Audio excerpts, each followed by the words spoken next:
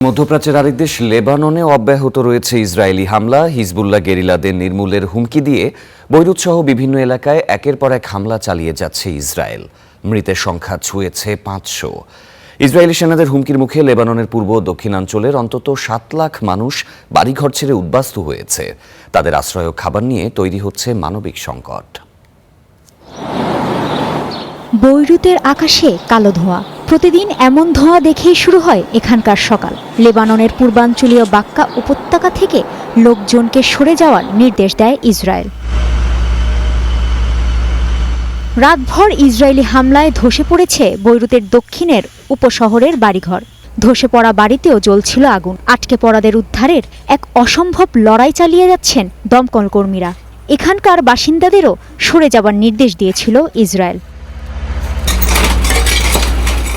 তবে হিজবুল্লাহ গেরিলাদের পাল্টা হামলায় মারা গেছে ২ ইসরায়েলি সেনা।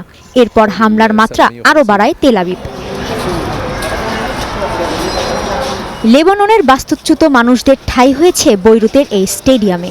এটি এখন পরিণত হয়েছে আশ্রয় কেন্দ্রে। বাস্তুচ্যুতদের জন্য সাধ্যমতো দান করছে বৈরুতের মানুষ। সেই দানের কাপড় ভাগাভাগি করেই শীত নিবারণ করছে উদ্বাস্তুরা। তাদের সাহায্য করছে রেড ক্রিসেন্ট। ইসরায়েলের ক্রমাগত হুমকির মুখে ঘর ছেড়েছে লেবাননের অন্তত ৭ লাখ মানুষ। তাদের খুব কমই এই স্টেডিয়ামে ঠাঁই পেয়েছেন। সত্যি বলতে আমি কারোর কাছে সাহায্য চাইতেও লজ্জা পাই, কিন্তু এখন আপনারা আর আল্লাহ ছাড়া আমার আর কেউ নেই। আল্লাহ ইসরায়েলকে ধ্বংস করুন। আমার 2টি সন্তান আছে। সত্যি বলতে আমরা কিছুই সঙ্গে আনতে পারিনি, খালি হাতে ঘরে এসেছি। স্টেডিয়ামের মতো বৈরুতের একটি আর্ট সেন্টারেও আশ্রয় নিয়েছে মানুষ। তাদের জন্য সাহায্যের হাত বাড়িয়েছেন স্থানীয়রা।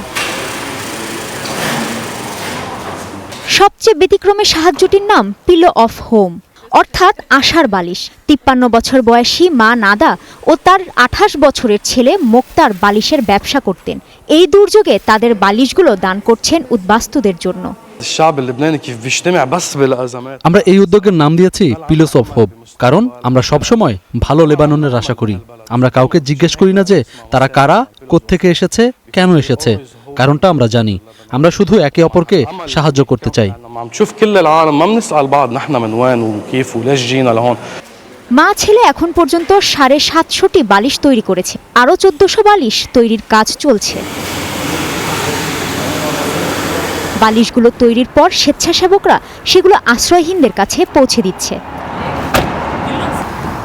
কাজী শাহরিন, স্টার নিউজ।